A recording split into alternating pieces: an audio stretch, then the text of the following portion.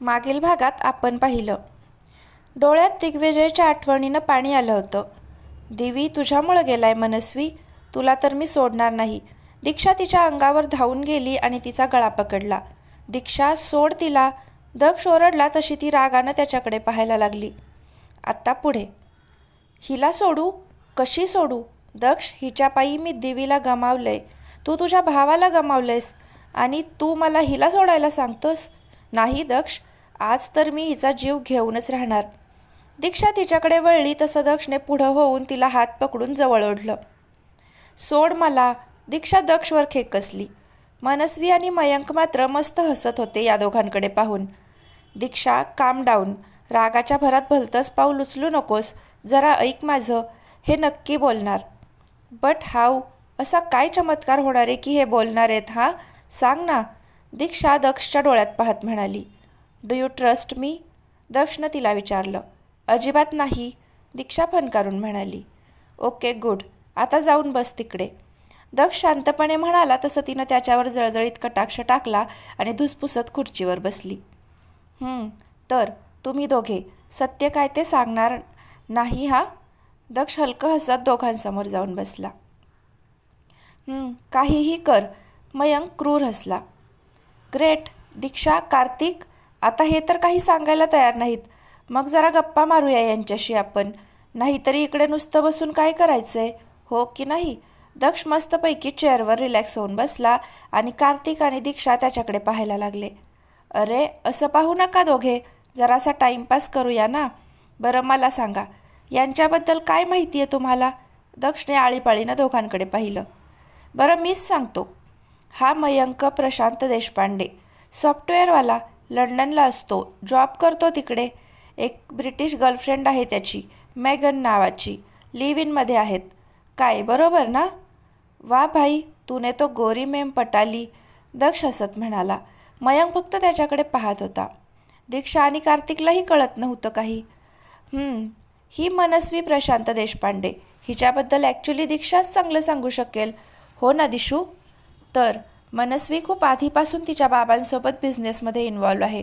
यांचे बाबा प्रशांत मधुकर देशपांडे माझ्या बाबांचे चांगले मित्र होते आणि कधी काळचे बिझनेस पार्टनरसुद्धा, बरोबर ना? दक्ष दोघांकडे पाहून म्हणाला तसे ते नुसतेच गोंधळून त्यांच्याकडे पाहायला लागले. दक्ष, काय फालतूपणा लावलायस हा? यांची ओळख परेड का करतोयस तू? दीक्षानं चिडून विचारलं. चिल स्वीटहार्ट, सांगतो ना. तर मनस्वी आणि मयंकला तर आपण ओळखतो, पण अजून एक व्यक्ती आहे जिला आपण कधीच पाहिलं नाही आहे. दक्षने त्याच्या मोबाईलमध्ये एक फोटो ओपन केला आणि त्या दोघांसमोर धरला. तसे त्यांचे एक्सप्रेशन्स झरझर बदलले. दोघे डोळे मोठे करून त्या फोटोकडे पाहत होते. शॉक लगा लगा लगा शॉक लगा. काय पंटर लोग, काय वाटलं? डोकं फक्त तुम्हालाच आहे का? दक्ष हसत म्हणाला. तर दिशू, कार्तिक, मीट मिस मयुरी प्रशांत देशपांडे, मयंक आणि मनस्वीची धाकटी बहीण, जी तशी तर लंडनमध्ये असते पण सध्या माझ्या ताब्यात आहे. दक्षने मोबाईल दीक्षासमोर धरला. साधारण 19 वर्षाची एक मुलगी होती फोटोत, चेहरेपट्टी अगदी मनस्वीसारखी. दीक्षानं आश्चर्यानं दक्षकडे पाहिलं. ए दक्ष, मयंक गरजला. आवाज खाली करायचा, नाहीतर जसं तुम्ही भाईला आणि मायाला संपवलंत ना, तसंच मी एक इशारा केला ना की माझी माणसं हिला संपवतील. साधं नखही पाहायला मिळणार नाही हा तिचं, लक्षात ठेवायचं. दक्ष चुटकी वाजवत म्हणाला. यू हरामखोर, मनस्वी ओरडली. असं शिवीगाळ करणं शोभत नाही मनस्वी तुला. तू जेवढा आरडाओरडा इकडे करशील ना, तेवढंच टॉर्चर तिला तिकडे सहन करावं लागणार आहे, दक्ष क्रूरपणे म्हणाला. दक्ष, तिला सोड. तुला जे काही करायचंय ते आमच्यासोबत कर, पण तिला सोड, मयंक म्हणाला. तिची मेंटल कंडिशन, आय नो, तिची मेंटल कंडिशन ठीक नाही आहे and blah blah blah. Doesn't matter to me. एक काम करूया, माझ्या भाईला तुम्ही मारलत, आता तुमच्या बहिणीला मी संपवतो, फिट्टम पाट. व्हॉट से? दक्ष हसत म्हणाला तसे ते दोघे घाबरले. ओ, भीती वाटतेय, स्वतःच्या डोळ्यांनी बघायचंय. दक्षने हसत एक नंबरवर व्हिडिओ कॉल केला आणि फोन दोघांसमोर धरला. मयू, दोघेही एकदम ओरडले. तिची अवस्था पाहून दोघांचे हातपाय गळाले होते. तिला बेशुद्ध अवस्थेत बेडवर बांधलं होतं. बाजूला दक्षची माणसं बसली होती आणि तिच्यावर ओंगळवाणी नजर फिरत होती. ते सगळं पाहून दोघांचा राग अनावर झाला होता. दक्ष, मयंक दातोट खात ओरडला. माझ्या माणसांना जाम आवडली आहे रे ती. म्हणतात असा माल पहिल्यांदाच पाहिलाय. काय करू, सांगू वाटून घ्यायला? दक्ष हसत म्हणाला. दक्ष, यू बास्टर्ड, सोड तिला. मनस्वी बेंबीच्या देठापासून ओरडली. तिच्या डोळ्यातून घळाघळा अश्रू वाहत होते. रडू येतंय? हा, रडू येतंय? मग जरा विचार करा, मी किती अश्रू ढाळले असतील माझ्या भाईसाठी. तिळतिळ तुटायचा माझा जीव. कळलं ना आता कसं वाटतं ते? दक्ष मयंकचा गाल रंगवत म्हणाला. निमूटपणे तोंड उघडा, नाही तर. दक्ष गरजला. तरीही दोघे गप्पच होते. You left me with no choice. दक्षने फोनवर नंबर डायल केला. डॅनियल?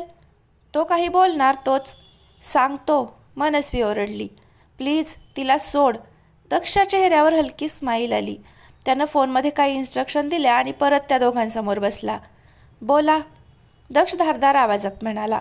तसं मनस्वीनं रडत एक नजर मयंककडे पाहिलं आणि बोलायला सुरुवात केली. येस, आम्हीच हा सगळा सापळा रचला होता. आधी दिग्विजयला अडकवलं आणि मग या दीक्षाला. मनस्वी दीक्षाकडे तुच्छ कटाक्ष टाकत म्हणाली. कारण? दक्षने शांतपणे विचारलं. कारण तुम्हा कारखानिसांमुळे माझ्या बाबांचा जीव गेलाय. तुमच्यामुळे आम्ही बर्बाद झालोय. आमचा बिझनेस डबघाईला आलाय. तुम्ही आमच्यावर भिकेची वेळ आणली होती.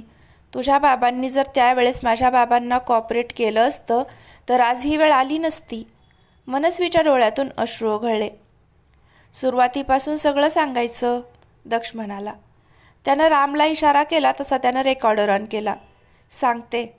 वसंत काका आणि माझे बाबा शाळेपासूनचे मित्र होते. वसंत काका खूप वेळा घरी यायचे. चांगला घरोबा होता दोन्ही घरांमध्ये.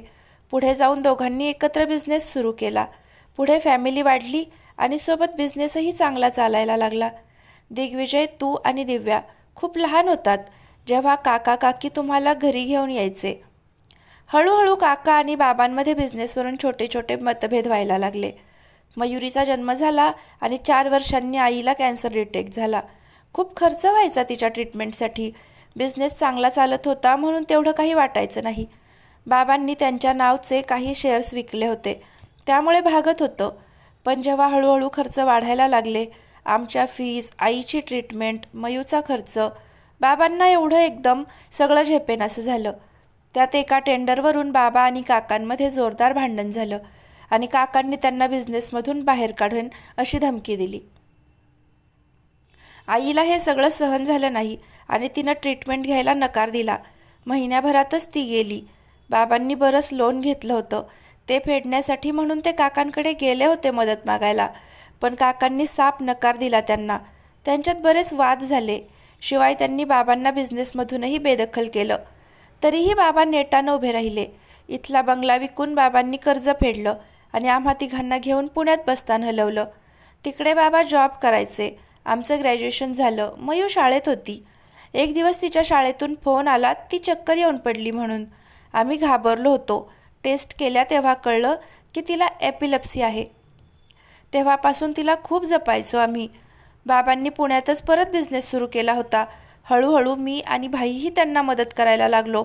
बिझनेस वाढायला लागला. पण आमचे सगळ्यात मोठे कॉम्पिटिटर तुम्ही होतात. तुमच्यामुळे बरेचदा आम्हाला टेंडर्स मिळायची नाहीत. अशातच दिग्विजय बिझनेसमध्ये उतरला. तो मुळातच अतिशय शार्प होता. त्यानं DK ग्रुप ऑफ इंडस्ट्रीज कुठल्या कुठे नेऊन ठेवली. त्याच्या बुद्धिमत्तेच्या जोरावर त्यानं चांगलाच बिझनेस फैलावला होता. पण त्याची झळ हळूहळू आम्हाला बसायला लागली. कितीतरी वेळेस आमच्या वाट्याला निराशा यायची. आम्ही खूप प्रयत्न करायचो, लीगल, इल्लीगल, पण शेवटी बाजी मात्र दिग्विजय मारायचा. एकामागे एक टेंडर्स हातातून गेले आणि लॉस व्हायला लागला. बाबांना या सगळ्याचा खूप त्रास व्हायला लागला होता. आम्ही खूप प्रयत्न करायचो त्यांना समजवायचा, पण त्या दिवशी एक शेवटचा घाव बसला आणि मनस्वीनं हुंदका आवरला. काय झालं होतं? त्या दिवशी प्रोजेक्ट संदर्भात मीटिंग होती. बाबा एकटेच प्रेझेंटेशनसाठी गेलेले. यावेळेस आम्हाला खात्री होती की हे प्रोजेक्ट आम्हालाच मिळणार. पदरचे बरेच पैसे घातले होते बाबांनी त्या प्रोजेक्टसाठी. खूप अपेक्षा होत्या त्यांना, पण सगळ्याचाच उथडा झाला जेव्हा परत एकदा दिग्विजय वसंत कारखानीस वरचढ ठरला. हाही प्रोजेक्ट आमच्या हातातून गेला होता. यावेळेस आर्थिक नुकसान एवढं होतं की ते भरून काढणं तितकं सोपं नव्हतं. बाबा पूर्ण खचले होते. आता काय करायचं हा यक्ष प्रश्न होता आमच्यापुढे. त्यात कर्जदार होतेच मानगुटीवर बसायला. सगळीकडून कोंडी झाली होती. बाबांना सहन झालं नाही हे सगळं. मयूची तेव्हा नुकतीच 10वी झाली होती. ती बाहेरून घरी आली तेव्हा तिला काहीतरी वेगळं जाणवलं. तशी ती बाबांच्या रूममध्ये गेली आणि मनस्वी हुंदके देत रडायला लागली. सगळं संपलं होतं. बाबांनी स्वतःला संपवलं होतं. ते सगळं पाहून मयूला जबर धक्का बसला होता. डॉक्टरांनी सांगितलं होतं ती मेंटली डिस्टर्ब झाली आहे म्हणून. खूप काही सहन केलं आम्ही दक्ष.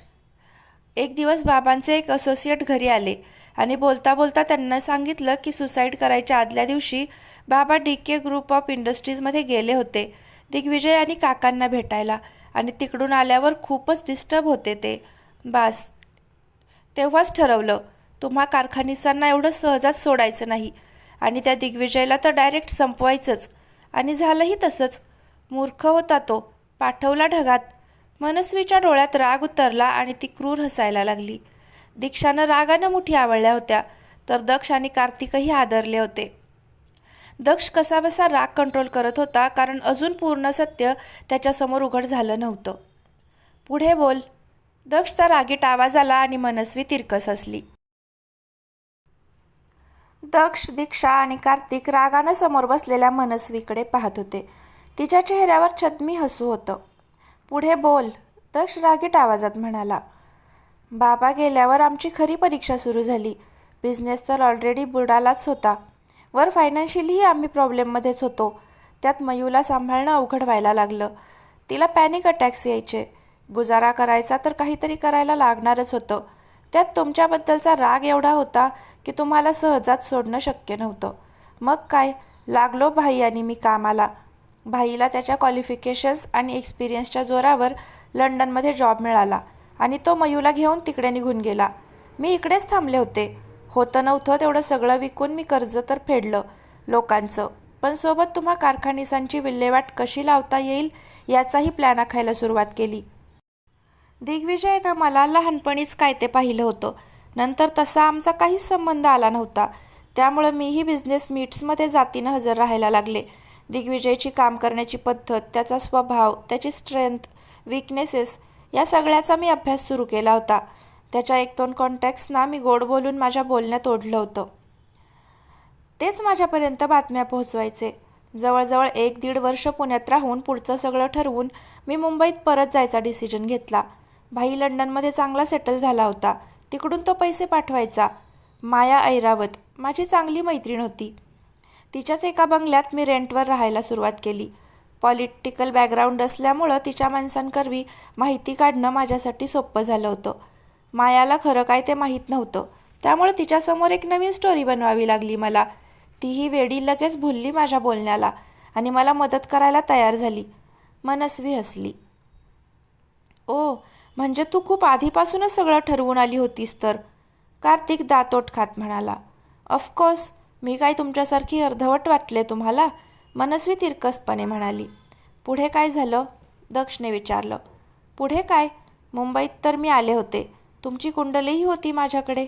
आता काहीही करून दिग्विजयला घोळात घ्यायचं होतं मला. अशात एक दिवस मला खबर मिळाली की दिग्विजय रेंटवर फ्लॅट घेऊन राहतोय आणि त्यानं MBAसाठी ॲडमिशन घेतली आहे. बास, माझं काम सोपं झालं. मीही त्याच कॉलेजमध्ये ॲडमिशन घेतली. आता दिग्विजयला माझ्या जाळ्यात अडकवणं गरजेचं होतं. त्यामुळे मग मी अगदी सभ्यपणाचा आव आणून त्यांच्या ग्रुपमध्ये शिरले. एकसारख्या नावांची बरीच लोकं असतात. त्यामुळं मनस्वी प्रशांत देशपांडे हे नाव सांगितल्यावर जेव्हा दिग्विजयनं मला विचारलं होतं तेव्हा मी साळसूतपणे ती मी नव्हेच हे त्याला पटवून दिलं होतं. त्यानेही मग विषय वाढवला नाही. दीक्षा आणि दिग्विजय खूप क्लोज होते. इतरांसारखं मलाही वाटायला लागलेलं की यांचं अफेअर आहे. पण दीक्षाने एक दिवस क्लिअर केलं आणि माझा मार्ग मोकळा झाला. मग मी लगेच दिग्विजयच्या प्रेमात आहे वगैरे हे दीक्षासमोर उघड केलं. मला माहीत होतं ही मूर्ख मुलगी लगेच जाऊन त्याला सांगणार. असं नाही तसं मी त्याच्यावरचं प्रेम कन्फेस करणारच होते माझ्या पद्धतीनं. पण नेमकं तेव्हाच हिनं सांगितलं की त्यालाही मी आवडतीये.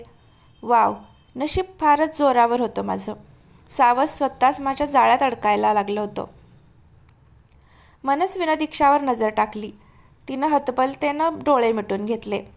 दक्षने अलगद तिच्या खांद्यावर थोपटलं तशी ती सावरून बसली. मनस्वीने पुढे सांगायला सुरुवात केली. दिग्विजय आणि मी प्रेमाची कबुली तर दिली, पण आता त्याच्या गुडबुक्समध्ये येणं माझ्यासाठी खूप गरजेचं होतं. पण एक मेजर अडथळा होता आमच्यामध्ये, दीक्षा. जिकडे जाऊ तिकडे दिग्विजय दीक्षाला घेऊन यायचा. आधी तर मी शांत राहिले, कारण माझं इम्प्रेशन डाऊन होऊ द्यायचं नव्हतं मला. पण नंतर मी ज्या संधीची वाट पाहत होते ती मला मिळेना. मग हळूहळू मी त्याचे कान भरायला सुरुवात केली. माझ्या प्रेमाचं कारण पुढे करून मी दीक्षाबद्दल काही सांगायचे त्याला. पण तो त्याच्या गर्लफ्रेंडपेक्षाही त्याच्या बेस्ट फ्रेंडवर जास्त विश्वास होता. तिच्याविरुद्ध तो काहीही ऐकून घ्यायचा नाही. एक दिवस हिचं ऐकून तो माझ्याशी ब्रेकअप वगैरेच्या गोष्टी करायला लागला. तोंडाशी आलेला घास जातोय की काय ही भीती वाटायला लागली मला, आणि मी दीक्षासोबत भांडायचा ड्रामा केला. दिग्विजयलाही जाऊन रडून दाखवलं. दिग्विजय दाखवत नसला तरीही इमोशनल फूल होता हे मला कळून चुकलं होतं. माझा हा वार मात्र खाली गेला नाही. दिग्विजयनं दीक्षाशी बोलणं कमी केलं. त्यांच्यात फूट पडली आणि एक दिवस दिग्विजयनं तिला कायमचं तोडून टाकलं. मनस्वी दीक्षाकडे पाहून कुत्सित हसली. दीक्षा रागानं थरथरत होती. मला आधीच जाणवलं होतं तू किती स्वार्थी आणि आतल्या गाठीची आहेस ते. मी पदोपदी सांगायचा प्रयत्न केला होता दिवीला, पण त्याच्या डोळ्यांवर तुझी प्रेमाची पट्टी बांधली होती. का गैरफायदा घेतलास तू त्याच्या प्रेमाचा मनस्वी? का? दीक्षा दातोट खात ओरडली. ओ प्लीज, प्रेम अँड ऑल. युजलेस होता तो. So called dedicated boyfriend. माझ्यासाठी वाटेल ते करायला तयार असायचा. त्रास व्हायला लागला होता मला त्याच्या अशा वागण्यामुळं, मनस्वी हसत म्हणाली.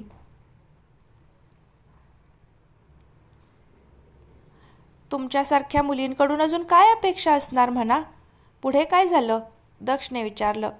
दीक्षाला तर हटवलं होतं मी. आता पुढचा डाव खेळायचा होता. दिग्विजयसमोर मी असं काही प्रेमाचं नाटक केलं होतं की तो त्यात पूर्णपणे अडकला होता. आमच्या लग्नाची स्वप्न बघायला लागला होता तो. मला त्याच्या फॅमिलीला भेटायला न्यायचा विचार होता त्याचा. जाम मागे लागला होता तो. तेव्हा मात्र मी जराशी घाबरले होते. हे प्रकरण एवढ्या पुढपर्यंत जाईल असं मला वाटलंच नव्हतं. मला फक्त आमचा डाव साधायचा होता, पण दिग्विजयनं आमच्या संसाराची दिवा स्वप्न पाहायला सुरुवात केली होती. मनस्वी भूतकाळात गेली. भूतकाळ. मनस्वी आणि दिग्विजय लंचसाठी आले होते. दिवी, मनस्वीनं लाडीक आवाजात हाक मारली. बोल ना. अरे हे असं मला घेऊन घरी वगैरे जायचं खूळ का शिरलंय तुझ्या डोक्यात?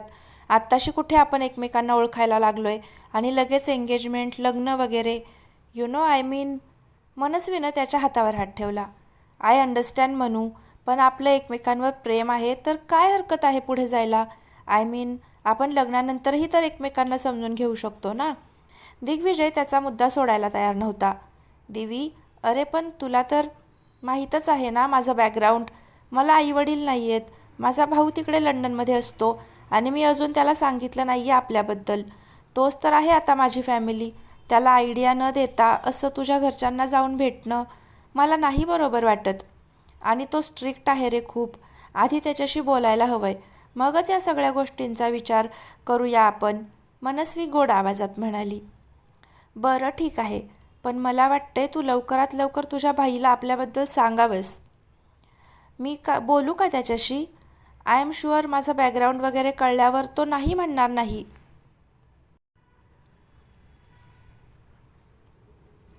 दिग्विजय म्हणाला. नाही नको, त्याला आवडणार नाही ते. मीच बोलेन त्याच्याशी. बरं, तू घरी काही बोलला नाही आहेस ना कुणाला आपल्याबद्दल? मनस्वीनं विचारलं.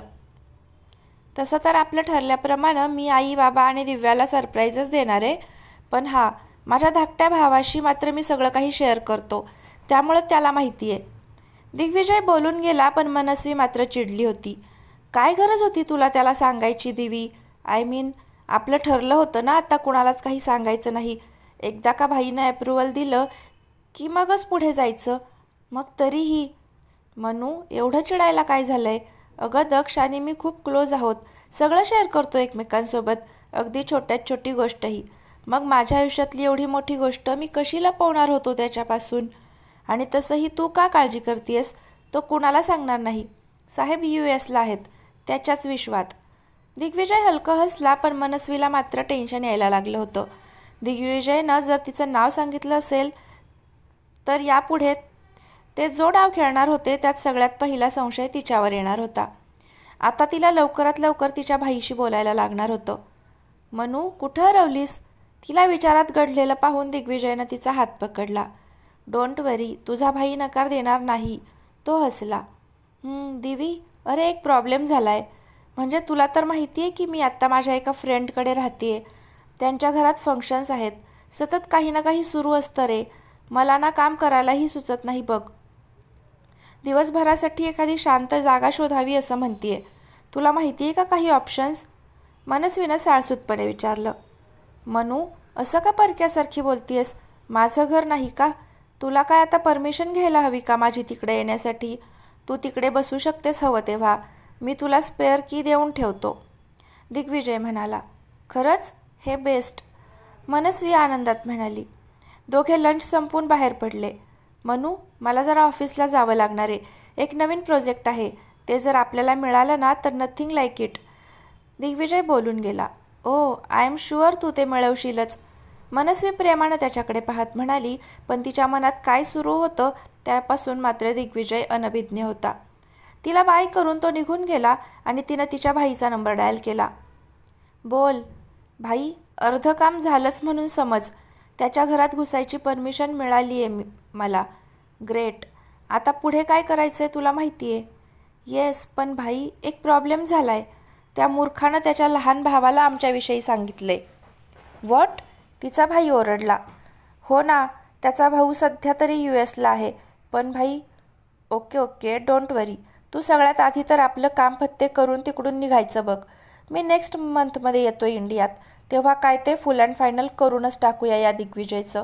बाकी सगळं नंतर बघूया, तिचा भाई क्रूर हसत म्हणाला. येस भाई. मयू कशी आहे? मनस्वीनं विचारलं. इथे आल्यापासून जरा सावरली आहे, पण मध्ये मध्ये पॅनिक होते अजूनही. रात्री घाबरून ओरडते बाबांच्या नावाने, पण तरीही बरीच सुधारणा आहे म्हणाले डॉक्टर, मयंक म्हणाला. गुड. बरं, मी ठेवते फोन आता, कामाला लागायला हवं. मनस्वीनं कॉल कट केला आणि घरी निघून गेली. आता वर्तमान काळ.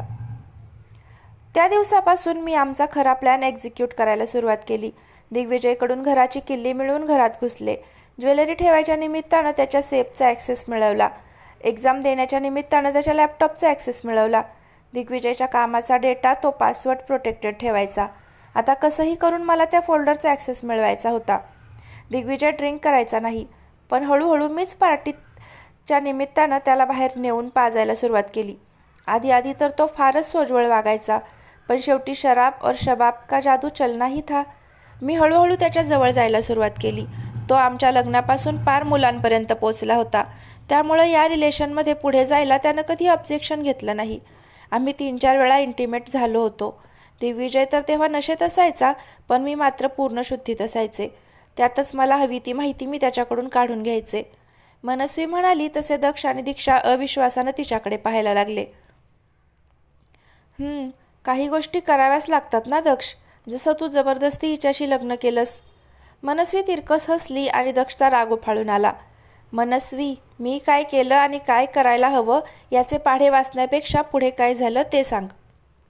माझ्या भाईला प्रेमाच्या जाळ्यात ओढून तुझं समाधान झालं नाही की तू डायरेक्ट त्याच्या जीवावर उठलीस, दक्ष खेकसला. मग काय करायला हवं होतं मी? तुझ्या बाबांमुळे आणि भावामुळे मी माझ्या बाबांना गमावलंय. मग सोडून द्यायचं होतं तसंच? नो वे, मनस्वी चिडून म्हणाली. खून का बदला खून या तत्वावर चालणारी मुलगी आहे मी. ज्याच्यामुळं माझ्या आयुष्यातली महत्त्वाची व्यक्ती गमावली मी, त्याला एवढ्या सुखानं जगू देईन? Impossible, just impossible. पुढे ऐकायचं आहे ना? ऐक मग. दिग्विजयचे प्रेझेंटेशन्स, त्याचा कॉन्फिडेन्शियल डाटा मीच तुमच्या रायव्हल्सना दिला. कारण मला दिग्विजयला दाखवून द्यायचं होतं हार काय असते, अपयश काय असतं. फार माज होता ना तुझ्या भावाला त्याच्या कर्तबगारीवर. असा चुटकीसरशी उतरवला मी, मनस्वी दक्ष समोर चुटकी वाजवत म्हणाली. ते मोठं प्रोजेक्ट ज्याची तो स्वप्न पाहत होता ते त्याच्या हातातून छू झालं. त्या दिवशी पहिल्यांदा त्याला एवढं उदास पाहिलं मी. मग काय, त्याची पहिली हार आणि माझी पहिली जीत चांगलीच सेलिब्रेट केली आम्ही. मनस्वी खदाखदा हसली. मयंकही हसला. दीक्षा मात्र हाताच्या मुठी घट्ट आवळून बसली होती. आत्ताच जाऊन मनस्वीचं थोबाड फोडावं हा प्रबळ इच्छा तिनं मनातच दाबली. हळूहळू एक एक प्रोजेक्ट्स हातचे जायला लागले. DK ग्रुप ऑफ इंडस्ट्रीजच्या त्या बेअक्कल दिग्विजयला वाटायचं तोच कुठेतरी कमी पडतोय, त्याचंच काहीतरी चुकतंय. तासनतास सांगत बसायचा, आता पुढची स्ट्रॅटजी काय ते. माझ्या पथ्यावरच पडायचं ते. एक दिवस तर तुला बोलवायला निघाला होता तो. केवढ्या मेहनतीनं त्याला थांबवलं माहिती आहे दक्ष. मॉरल सायन्सवर हे भलं मोठं लेक्चर द्यावं लागलं आणि पॉझिटिव्ह ॲटिट्यूडचा जप केला तेव्हा कुठं ऐकलं त्यानं. मनस्वी हसली. दक्ष मात्र परत एकदा भूतकाळात गेला होता. भूतकाळ. लागोपाठ 2 मोठे प्रोजेक्ट हातचे गेले होते. त्यामुळं दिग्विजय डिस्टर्ब होता. आता पुढे काय करायचं याचा विचार करत असतानाच त्याचा फोन वाजला. दक्ष कॉल करत होता. मनात नसतानाही दिग्विजयनं फोन उचलला. बोल दक्ष. काय भाई यार, कुठे आहेस तू? किती दिवस झाले कॉल नाही, मेसेज नाही. यार वहिनीनं सॉलिडच बिझी ठेवलेलं दिसतंय तुला. दक्षने त्याला चिडवलं. तर फ्रेंड्स, आजचा भाग कसा वाटला नक्की कमेंट करून सांगा. आवडला असेल तर लाईक करा आणि या कथेचे पुढचे भाग पाहण्यासाठी चॅनलला आत्ताच सबस्क्राईब नक्की करा. धन्यवाद.